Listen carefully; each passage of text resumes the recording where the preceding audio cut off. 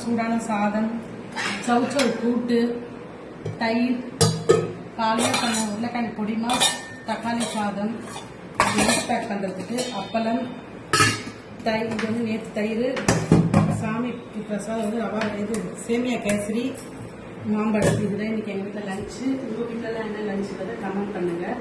வெள்ளிக்கிழமை சாமி கும்பிட்டாச்சு. தேங்க்யூ.